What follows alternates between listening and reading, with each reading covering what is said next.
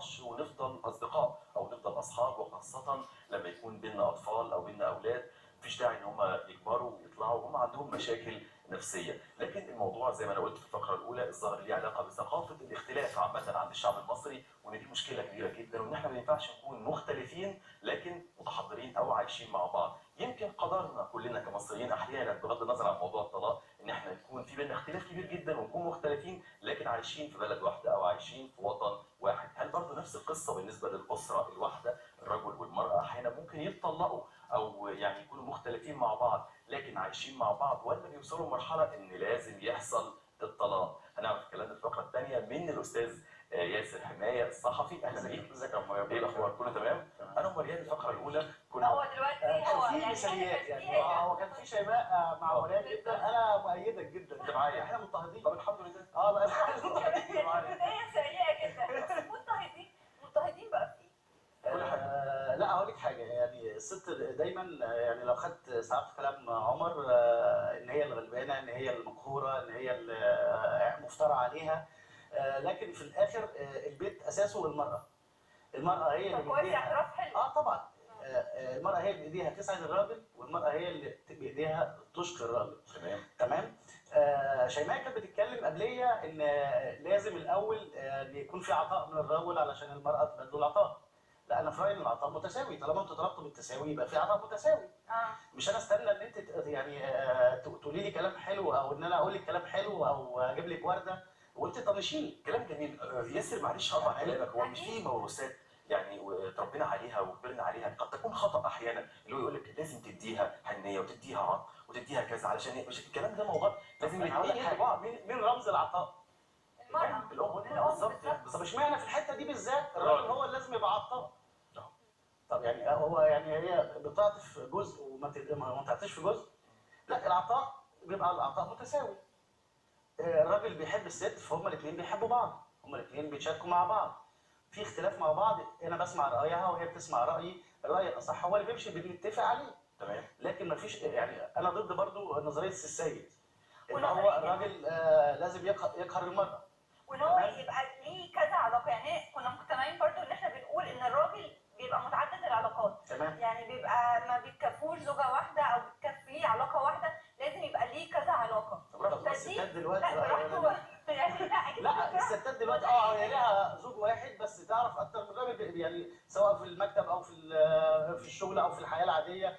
ويعني في ستات كتير كمان بتصاحب رجاله كتير، يعني مش لازم تبقى صداقه يعني سيئه، لكن الستات دلوقتي المجتمع منفتح. اكيد. يعني وانا ليه تحكموا علينا ان احنا رجاله لازم تبقى العلاقات علاقات مشينه؟ خلينا علاقات نسائيه برضو، زمايلنا في الشغل. لا بس معروف عن الرجل ان هو علاقات. لا ما هو راجل عاطفي شويه، ممكن عاطفي. لا هي بالعكس، يعني انا بقول ان هي الست دي بالذات الراجل بتاع الستات عاطفي شويه. يعني اهو بنرجع نقول انتوا بتدوا لنفسكم حق غير الست. يعني لا هي بس لو شيماء اتكلمت على الجينات فاحنا عندنا برضه جينات عشان تعرف بس، وانتوا عندكم جينات. خلي بالك ان في ستات دلوقتي عندها جينات الذكوره بقت يعني قويه برضه، فبتعاوزه تعمل علاقات متعدده. مشكله بجد والله العظيم. انت بتتكلم يعني بتقول الموضوع ده فعلا بجد، يعني فعلا في بعض الستات عندهم جينات الذكوره، مش موضوع الجينات يعني لا مش الشكل، مش لا بتكلم على ميالين قوي اكتر والتصرف اكتر. يعني هو شكل المراه اختلف عن زمان. زمان كنت تتفرج كده بس يعني اسمعني، كنت مثلا تشوف افلام ابيض واسود القديمه دي اللي بنتفرج عليها، تلاقي البنوته طالعه كده، حتى اللبس، حتى طريقه الكلام، حتى المكياج، يعني في شكل تاني خالص للانثى. هو دلوقتي شكل الانثى بقى يعني متشابه لحد ما مع الراجل. هو ده كده التساوي؟ هو ده كده المساواه يعني؟ لا هو يعني هو خارجيا. هو خارجيا دي انعكس على داخليا في بعض الحاجات. بعض بشر في النهايه وبنتاثر طبعا. هم الحريه كانت يعني في ستات معينه شايفه ان الحريه ان هي تبقى اسطمبه من الراجل في تصرفاته. دي حريه. في تحكماته، في علاقاته المتعدده، في طريقه كلامه، في طريقه وبالتالي فبالتالي اثرت كمان على علاقتها الزوجيه. ازاي؟ يعني لانها بقت ند قوي. يعني راجل بيكلم راجل، فاهماني؟ بقت العلاقه بقى فيها تصادميه اكتر من ان هي فيها تفاهم، اكتر من علاقه تكامل مع بعض. لا بالظبط. يعني الست بتكمل الراجل والراجل بيكمل الست. دي الحياه الطبيعيه النورمال. بالظبط. تمام. معروف. رايي راي مين اللي يمشي ده دايما طبعا إحنا بالقواعد اللي احنا حاطينها مع بعض. لا معروف راي الست اللي هو اللي الرئيس. يمشي، يعني طبعا ده ما فيهاش نقاش يعني. لا انا هقول لك حاجه، الست الذكيه هي هي اللي بتخلي كلامها يمشي بس عن طريق الراجل. بالظبط. وعلى فكره بالظبط. هي دي يعني الحاجه اللي هي بتقنعه بقى بضحكه، بتقنعه بكلام، فاهماني؟ اقول لك انا هنفذ الكلام ده برايي انا. في ناس دلوقتي اتربت على ان الراجل اللي ما يخافش من مراته ما يبقاش راجل. لا لا هو لا فئات مجتمع، احنا في اي كلاس وبي كلاس وسي كلاس. ممكن التصرفات دي تبقى في الاي والبي شويه، لكن السي الراجل هو المتحكم اكتر. طبعا. تمام. ليه بقى بعمل الفار وعامل التنشئه الاجتماعيه والتربيه ان لا ان انت تطوع جوزك، ان انت تسمعي كلام جوزك، فاهمني؟ في الاخر برضه بيحصل نكد، هي عاوزه يعني تتسلط، فاهمني؟ لكن الراجل ساعتها في قوه اكبر او دعم اكبر الموضوع بقى بيفرض صراع، المرأة شويه. موضوع مريان بقى صراع بقى، يعني خناقه، مش يعني هو وهي النهارده بنتكلم فعلا على موضوع الطلاق والجواز والكلام، هو الموضوع ما كانش كده، هو دي طبيعه العصر ولا ايه؟ لا انا هقول لك حاجه، يعني هو يعني طبعا في التغيرات اللي حصلت في المجتمع المصري سواء اقتصاديه او سياسيه بتاثر جدا. بتاثر جدا على تمام؟ النفسيه. هو الشباب في عموم نسبه الطلاق في المجتمع زادت. تمام. اكتر نسب الطلاق شباب مثاليه اكتر، بتقول لك 7 سنين و10 سنين. لا الموضوع ده مش حقيقي بالمره. لو بالاحصائيات يبقى ان اول من شهرين لسنه تحديدا هي اكبر نسبه طلاق، 30% من حالات الجواز اول شهرين لحد سنه بيحصل فيها عوامل الطلاق، وغالبا في اول شهرين. لان واحده وواحد اجتمعوا مع بعض، كان الاول علاقتهم مع بعض فير صداقه، بنخرج مع بعض، بنتمشى مع بعض، بيتقابلوا مع بعض ساعتين ثلاثه، كل واحد فينا بيطلع احلى ما فيه. ياسر انت عارف لكن شهرين. لا بس احنا عايزين نرجع لموضوعنا اللي هو ثقافه ما بعد الطلاق. هنرجع لموضوعنا، بس انا عايز افهم بقالي شهرين لو احنا ما عندناش مشكله ما حتى في العلاقه في مؤسسه، يعني شهرين جواز ويحصل طلاق كتير جدا بدون سبب. لا هو ستريس المسؤوليه. انت رجل بلا مسؤوليه وهي ست بلا مسؤوليه، تابع لاسرتك وهو بس تابع ده يعني ضرب فلما بيكونوا مع بعض بيجتمعوا بيحصل تصادمات كتيره. شهرين يا ياسر. بيحصل كتير. يعني انا مثلا هقول لك حاجه، يعني معظم يعني انا هقول لك محامي خلع مثلا، ده قصه حقيقيه. قصة يعني حقيقية. الواحده كانت ده من جزء ان هو بيشخر وهو نايم. في طلقات بتطلع لاتفه الاسباب، لماتش كوره ممكن يطلقوا. فاهمني؟ العقليه دلوقتي بتاعت المجتمع عقليه تسرعيه تصادميه، مش مستحمله اي مش تصادم. مستحمله. يعني بس انا خلي في مناخيري اي مشكله بتحصل باي باي باي. مش عاوز اسمع. يعني احنا اتربينا ان انا اسمع الطرف الثاني، ان انا يعني والدي علمني كده، والدتي علمتني كده، الحالات اللي انا بشوفها كده. تمام. في حالات تانية برضو انا بشوفها في المجتمع، لا مفيش تفاهم. فاهم انت؟ يعني انا متجوزك عشان نتبسط انا وانت، سواء نخرج او نعيش مع بعض مع بعض قصه لطيفه. لما اقابل صدمات في الحياه، صدمات فلوس، صدمات علاقات مختلفه، فهنا بقفش منها او هي بتقفش مني، فبيحصل التصادم. واغلب الحالات خلي بالك ان الست هي اللي عاوزه تطلق مش الراجل. بعد شهرين وبعد سنه وبعد اتنين الست هي اللي عايزه تطلق. لان الست مش ده مش ده المنى، مش ده الحلم. مش ده الفارس الاحلامي اللي انا كنت متخيلاه. مش ده لما تيجي تصحى من النوم تلاقي في وشه وكده، وهو يعني لسه ما غسلش وشه وبتاع، ايه ده؟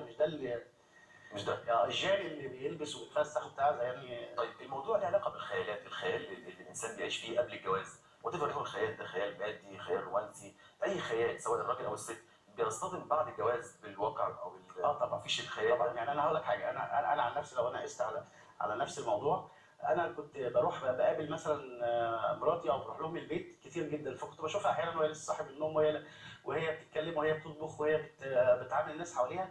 فانا اتعودت، خدت الانطباع ده خلاص، انا اتعودت. فنفس التصرفات دي انا هشوفها في بيتي بعد ما اتجوزها.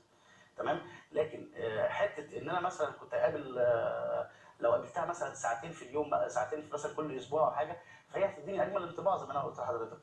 فاهمني؟ وانا هديها اشيك انطباع. فلما انا تكون في بيتي مش دي الانسان اللي انا شفتها لابسه ومتمكيجه ومش عارف، مش هي دي. بس بتهيألي الثقافه دي اتغيرت في الجيل الحالي، يعني بقت البنت شويه لحد ما بتهتم حتى بتواجدها في البيت، مش عشان حاجه، عشان خاطر ده جوزها اللي المفروض تديله احلى ما عندها. انا بقول لك في فئات برضه مجتمعيه، مش كل الفئات.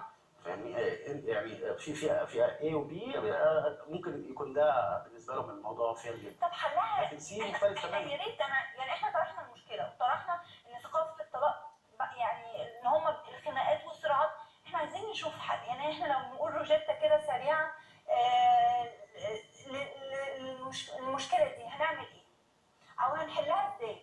والناس تتفاداها، اللي مقبلين على الزواج يتفادوها ازاي؟ لا دي من خلال التفاهم. يعني انا هقول لك حاجه، في يعني زي ما في روشته للطلاق شيماء قالتها، في روشته للعلاقات الزوجيه، في كتالوج كده بنمشي عليه، او في قواعد بنمشي عليها. تمام. انا من هو السبب ان قبل ما تقول الكتالوج بتاع العلاقات الزوجيه، هو مش في كتالوج للعلاقات الانسانيه ككل؟ مش يمكن المشكله يا جماعه مرتبطه بشكل المجتمع اللي اتغير، مش بشكل الجواز والطلاق. الجواز والطلاق ده احد المخرجات اللي حصلت طبعا من شكل المجتمع اللي اتغير وتشوه. ما هو جواز، نسبه الطلاق اللي زادت وشكل العلاقه الزوجيه اللي هي اصبحت مشوهه، يمكن ده مش موضوع لوحده، لا ده مرتبط بالدايره كلها بتاعت المجتمع اللي اتغيرت. ويعني بدون فلسفه او بدون يعني مثاليات، الهرم اللي اتقلب فعلا واصبح ان سيطره دمر العلاقات الاقتصاديه الفهلوه وراس المال والكلام ده على المجتمع المصري وعلى الشباب، وبالتالي دمر العلاقات الانسانيه، وبالتالي دمر العلاقات الزوجيه. يعني ده كله مجتمع مترابط. مش كده؟ ده مش في مصر بس، احنا ما بنتكلمش على مصر بس، القواعد دي تنطبق على كل الدول لا اصل العربيه. مريم بتقول لك ان روشته لموضوع العلاقات الزوجيه ازاي نتفادى الطلاق وازاي ننجح الجواز. لا هو الموضوع مش روشته كله. مش روشته يعني احنا في حاجات يعني ما نقدرش، المشاعر الانسانيه ما نقدرش نمشي بيها بكتالوج. ما نقدرش ان انا اتحكم في تربيه الراجل ولا اتحكم في تربيه الست، لان ده كل واحد نابع من تربيته او من العادات الاجتماعيه اللي هو عاشها، او الاقتصاديه اللي هو عاشها. حته التقارب لما الناس بتقول لك لا اتجوز من مستواك، ما تتجوزش من مستوى اعلى، او تتجوز من مستوى اعلى، دي فيها حقيقيه شويه، لان انت هتعيشي في نفس المستوى اللي انت اتربيتي فيه، فهيكون فيه التفاهم اقرب. كلام صح. تمام. يعني لو انت اتجوزتي في ليفل اعلى، هو هيكون دماغه مختلفه عني شويه، او مستوى اقل، فهتلاقي الدنيا. واحنا برضه هنا في مصر يعني معلش صيف الكلمه، عندنا مش هقول اصنام اجتماعيه، لا عندنا حاجات احنا ورثناها واحنا بنتكلم فيها وغلط جدا. يعني مثلا احد الكلام اللي بيتردد دايما يقول لك على فكره يا جماعه خلي بالك وانت بتتجوز اختار، الجواز مش اتنين بيتجوزوا بعض، الجواز عيلتين بيتجوزوا بعض. الكلام ده مش صح قوي على فكره. اوكي. الكلام ده احيانا بيكون غلط جدا، لان هو غلط بس مطبق هو الراجل والست. مطبق في حالات كتير جدا بسببها الام او الاب او الحما او انت اللي بتدي المساحه، انت اللي بتقول الجواز عيلتين بيكملوا بعض. ما تقدرش تحكم. طب يبقى موروثات الست خطا. حتى لو انت اتفقت معاها وحلفتها على المصحف وعلى الانجيل وعلى كل الكتب السماويه ان هي ما تقولش لامها ما تتكلمش، لا يعني في اقرب تليفون كلمه هنيه من مامتها تروح يعني كل حاجه. قتلت موضوع الخصوصيه بين الراجل والست. ما فيش خصوصيه. مش خصوصيه. طيب ازاي فيها جواز ناجح؟ ما هو مفيش خصوصيه. مستحيل. لا ما انا هقول لك حاجه بقى، من اهم القواعد ان انت تقدر تسيطر، يعني مش على اسره مراتك، ان انت تتفاهم معاهم. ان انت حماتك تبقى صاحبتك، ان انت بتحكي لها صاحبتك بس قهرا، يعني ما هي لو مش صاحبتك. لا والله لا. يعني مثلا انا حماتي صاحبتي جدا، مش عارف وفي كتير بشتكي لها من مراتي. اكيد الكلام ده. والله العظيم بجد. لا والله الحل فعلا ما بتقفش. حل جدا. حياديه جدا. لا حياديه جدا في حاجات كتير جدا. مدائن حبايب وحبايب، ولا اشوف العمى ولا اشوف الاثنين. حمدائن حبايب وحبايب، انا لسه ما شفتش زي ده جوز الكل في واحده وهو بطول. واتحط يا عيني راضي الجوز راح يبقى منافق وبوشي. يعملوا محكمه كل دقيقتين وخطط محكمه معرفش منين. يعملوا محكمه كل دقيقتين وخطط محكمه معرفش منين. ولا اشوف العمى ولا اشوف الاثنين. حمدائن حبايب وحماتي، قسما بالذي رفع السماوات وحياة من خلى اللي اكتشفاه. لو حكمتوني على الحموات لابعتهم كوريا في غمضة عين. يا سلام عندما يصبحوا كسمين ويا ملك كلما كان الزوجين. يا سلام عندما يصبحوا كسمين ويا ملك كلما كان الزوجين. ده انا اشوف العمى ولا اشوف الاثنين. حمدائن حبايب وحماتي. انت راجل، انت ماسك عصايه الماسترو. تمام. فانت بتعزف هنا شويه وبتعزف هنا شويه علشان اللحن يبقى متناغم. طب يا عم دي دوخه. تمام. ده انا اقعد اعزف هنا. خلاص مفيش اعزب ما تتجوزش. يا عم دي مشكله جامده جدا. كل ده عشان الجواز. أيوة. هعزف شويه تحت عشان البيت هنا واعزف تحافظ على كيان اسره لازم تبقى الكل متفاهم من بعض. مم. محدش يبقى مختلف مع التاني.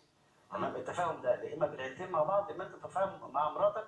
وصعب جدا ان هم يعني الزوجه تنفصل عن بيت مامتها، او انت تنفصل عن امك.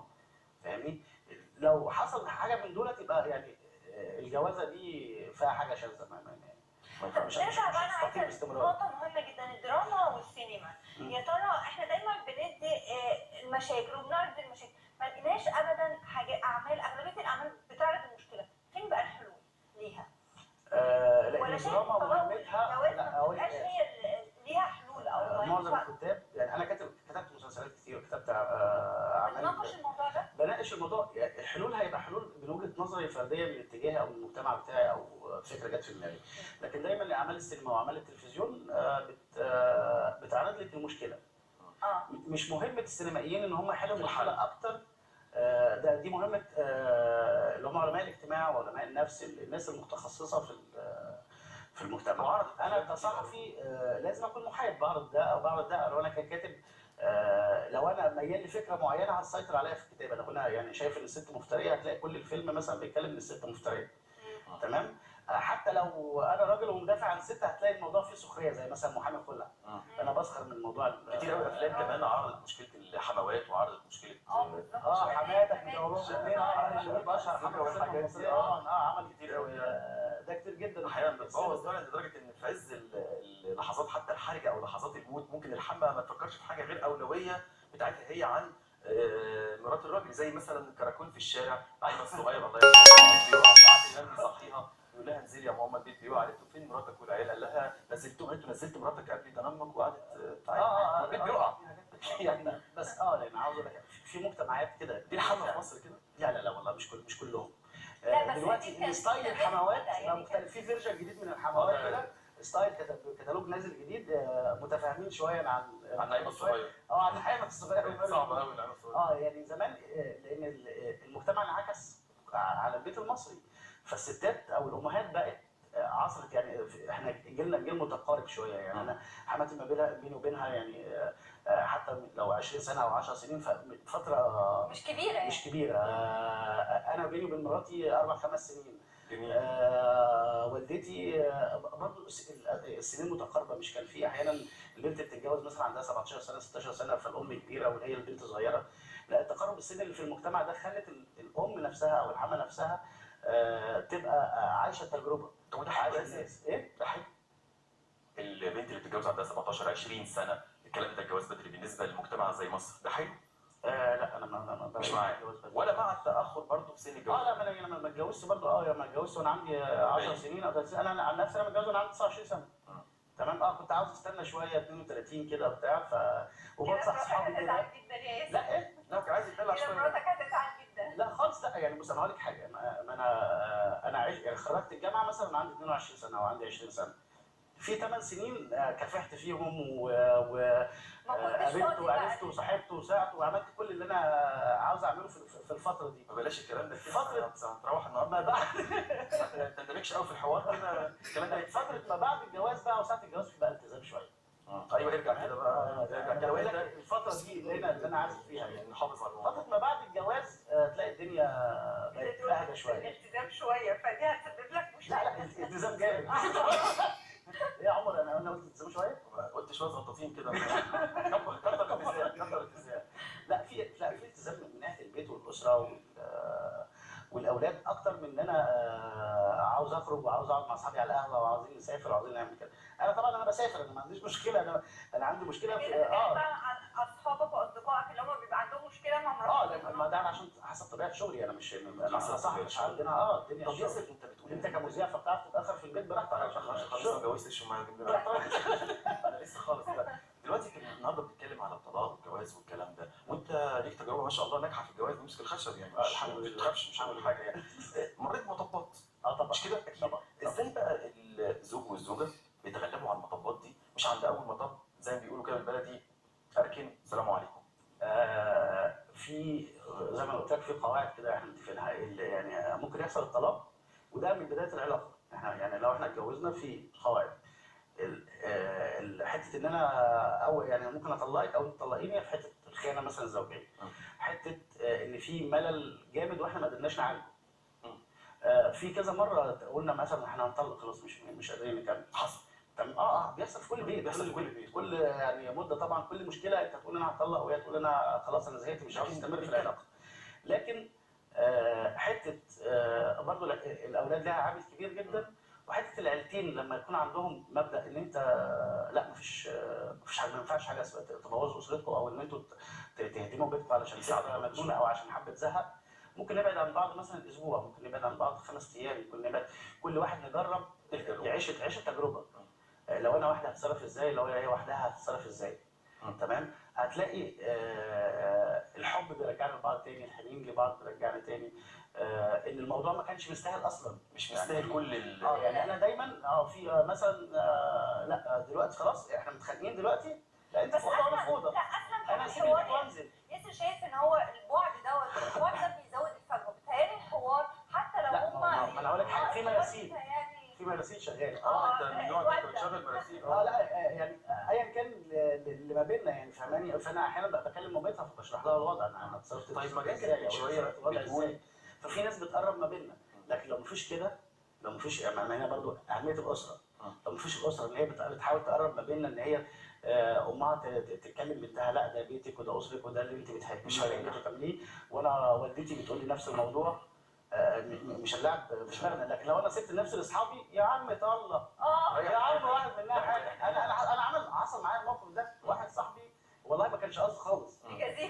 فمش عارف يقول لي زهقانه ومش عارف ايه ومراتي قرفاني ومش عارف ايه، كان بقالهم شهرين 3، راح مكبر دماغ بقى طلق ما صدعناش. لا هو هنا في مصر ماشي. تمام. راح مطلقها. فانا يا عم احنا هنا عندنا مش هنا عندنا ناس خير. لا ناس بتسعى للخير في كل الطرق. طبعا بالذات في المشاكل الاسريه او الزوجيه، يعني كل واحد يعني بيشور عليك براي، غالبا بيكون انفصال. لا ما تسمعش كلام صحابك في الموضوع ده تماما. عاوز تبعد من الطلاق ما تسمعش كلام طيب صحابك، مراكب ولا تسمعي كلام صحابك. كانت بتسال ازاي يا ياسر ان احنا نتطلق، ده كان سؤال مريم، ازاي نتطلق ونكون اصدقاء. بالظبط. ده لو علاقتنا في الجواز شكلها كان عامل ازاي اصلا. على حسب الطلاق ايه اللي ادى للطلاق. ما انا مش حتى لو في خلافات كبيره، حتى لو في خلافات كبيره وفي خلاص عدم الصراع بين الاثنين، هم مش طايقين بعض، بس لازم لو في اولاد او ليه يبقى حاصل بينهم دي تشتم فيه وهو يشتم ليه يعني؟ بصي البني ادم عدو ما يكره. انت طالما انت اكرهتيني على يعني ان انا كنت على علاقه بيكي اصلا فانا هنشتم. لكن لو في علاقه ود يعني كانت قديمه وجوازكم ده قائم على الحب اصلا، فهتلاقي الموضوع فريندلي جدا بعد الطلاق. هيبقى في همزه وصل ما بيننا ان احنا نرجع نتكلم مع بعض. بيحصل قبل الجواز ان احنا بنتفق على حاجات. بصي انا هخرج مثلا، انا عندي خميس وجمعه مع اصحابي، انا عندي كذا تمام. انا عندي واحد صاحبي على فكره كاتب مراته ورقه، بصي هتسيبني كتبها ورقه. انا كل مرات اقول لهم مراتي بصي انت مبسوطه اهو هسجل لك فيديو والله على انت موافقه ان ناخد خميس وجمعه. خلي بالك الستات بتنسى، انسى. حتى تقول لك ولا الامضه تقول لك دي مزوره، امضي يا شويه. هو ايه الحل طيب؟ ايه الحل ان احنا بس اول حاجه ايه الحل ان احنا اللي احنا بنقوله قبل الجواز ما يكونش خيال، ما يكونش احلام يقظه. هو بالظبط. هقول لك حاجه، ما انت هتقول لك برضه ان انت ما نفذتش وعودك بالنسبه لي، ان انت خرجتني كل اسبوع، ان انت مش عارف ما جبتليش هدوم كذا، ان انت ما جبتليش هدايا في الفالنتاين، ان انت ما عملتش كذا. الدبدوب كان كفايه، فاكر الدبدوب؟ الدبدوب ده يعني عشان كده يعني دي اهم حاجه. كاميرات الموبايلات السيلفي وانت بتدي الهديه مع بعض علشان تثبت الوضع. يعني فاهمني، وتبعت بقى على يعني ولسه موجود السيلفي بس موجود بيكون طار خلاص. لا موجود، كله متسجل، كله متسجل. اهم حاجه بقى اعمل كونتاكت بالفيسبوك او بالجوجل هتلاقي. ده كويس ان الكويس بتاعك ان هو يبقى فيه حاجه مرسخه. بشكرك جدا الكاتب الصحفي الاستاذ ياسر، بجد ان انت منورنا النهارده، وان احنا الحوار فعلا بجد احنا عايزين ان الحوار يخرج بين الزوج والزوجه، مش صراع وخناقات ومشاكل. لا احنا الحياه مش مستاهله كده، يعني مش مستاهله ان انا ابعد عن ولادي، ولا هي مستاهله ان يعني ان ولادها يطلعوا حتى لو في انفصال. بالظبط، الصوره بين الشخصين ان احنا عايزين حتى لو في انفصال عايزين الانفصال يحصل بشكل راقي وشكل متحضر جدا. نتمنى الثقافه دي تخش على مجتمعنا المصري، ويبقى حتى الزوجه والزوجه بعد الانفصال يبقوا اصدقاء ويشاوروا بعض كاصحاب كان في عشره بينهم. بشكر حضرتك جدا استاذ ميرسي ياسر، مريم. حضرتك منورنا النهارده، بشكرك يا عمر. ميرسي يا مريم، ميرسي جدا يا استاذ ياسر حمايه الصحفي الجميل اللي كان منورنا النهارده. عايز اقول حاجه، ان احنا فعلا ممكن يحصل الطلاق، لكن ممكن نفضل اصدقاء، نفضل متحضرين، نفضل، لان في بينا مشروع مشترك، في بينا اولاد، في بينا اطفال. حتى لو ما كانش في اولاد او اطفال، مفيش داعي ان احنا نشوه بعض ونشوه صوره بعض مع اصدقائنا. وزي ما قلت بعيد تاني، ان المشكله بتاعت الجواز والطلاق والاحترام للطرف الاخر بعد الطلاق، الظاهر ان دي مشكله ليها علاقه بثقافه الاختلاف في المجتمع المصري كله. ان احنا بما ان احنا اتطلقنا يبقى احنا اكيد مختلفين، لكن ممكن نكون مختلفين وما نشوهش بعض وما نشوهش صوره بعض. نشوفكم ان شاء الله في حلقه جديده.